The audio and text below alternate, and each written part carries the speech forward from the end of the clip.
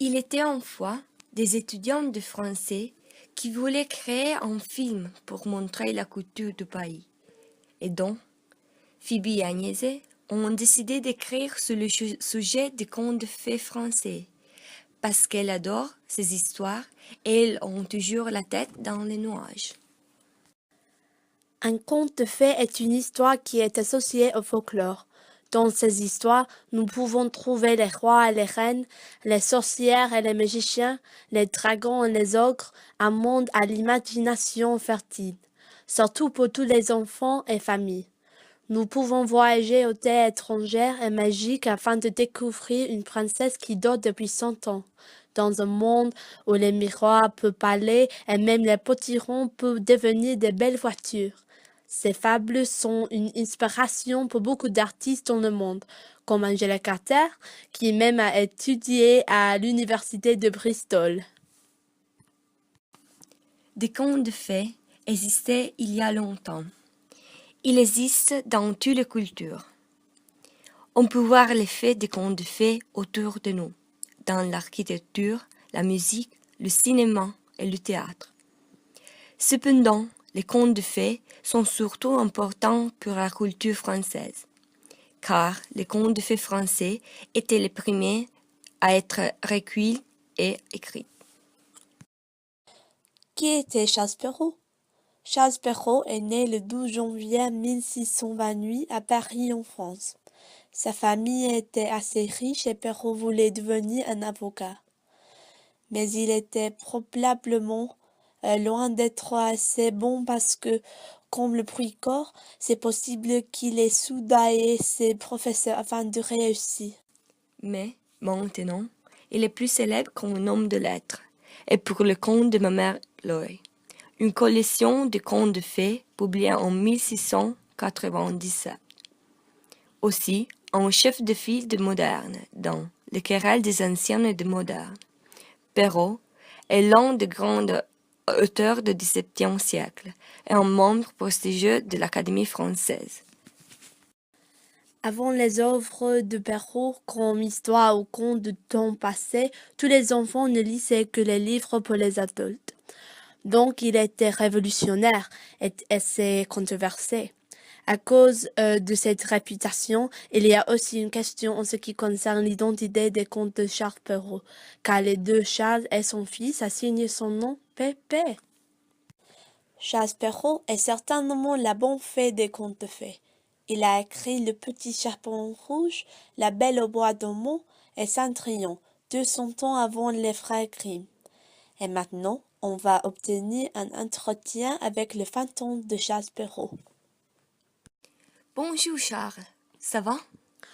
Oui, ça va, mais ma famille me déteste parce que j'étais un avocat, mais c'était tellement ennuyeux pour moi. Donc, je commençais à écrire les contes de fées, mais ma famille pense que ce n'est pas une vraie carrière. Qu'est-ce que tu penses en ce qui concerne le querelle des anciennes et des modernes? Personnellement, je suis d'accord avec les modernes. Nous vivons dans le présent, dans le moment dont on doit créer dans le moment. On doit progresser, pas régresser, surtout avec l'art et la littérature.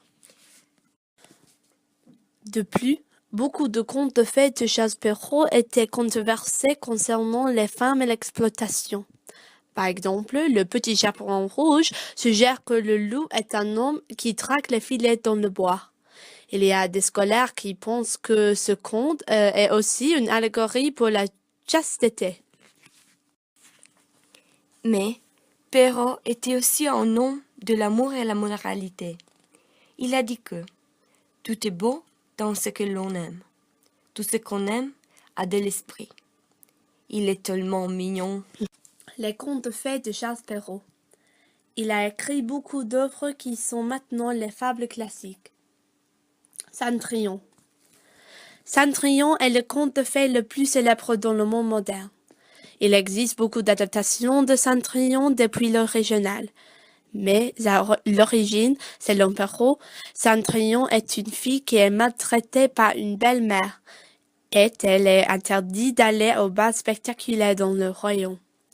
Cependant, Une bonne fée lui donne une belle robe et toutes les choses dont elle a besoin pour aller au bal. Le prince tombe amoureux de Cendrillon, mais elle perd sa pantoufle de verre quand elle sort à cause du fait qu'elle doit partir avant minuit. Le prince essaie de trouver Cendrillon en utilisant sa pantoufle, et quand elle met la pantoufle, c'est à la bonne taille. La Belle au bois dormant. Une vieille fée, qui n'est pas invitée au baptême de la princesse, lance à la petite fille un sort mortel. La princesse se piquera les doigts et elle mourra. Mais le sort est changé par une jeune fée, et au lieu de mourir, la princesse tombera dans un sommeil qui durera 100 ans, jusqu'un beau prince viendra la réveiller avec un baiser. Et donc, qu'est-ce que les contes de fées peuvent nous enseigner?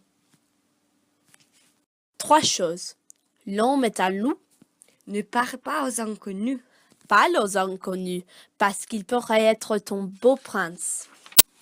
Ne t'échangez pas pour recevoir ta femme heureuse. Et donc, ils vécurent heureux et eurent beaucoup d'enfants. Pardon, quoi?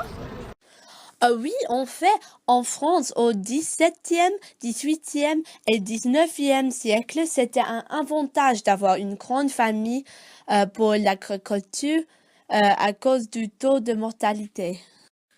Mais, parfois, ces contes de fées aussi se terminent.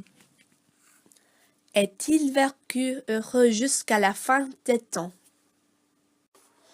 Les rêves qui sont nés dans nos cœurs au creux de la nuit tapis nos chagrins de bonheur dans le doux secret de l'oubli. Écoute ton rêve et demain le soleil brillera toujours. Même si ton cœur l'âme en peine, il faut y croire quand même. Le rêve de vie, c'est l'amour.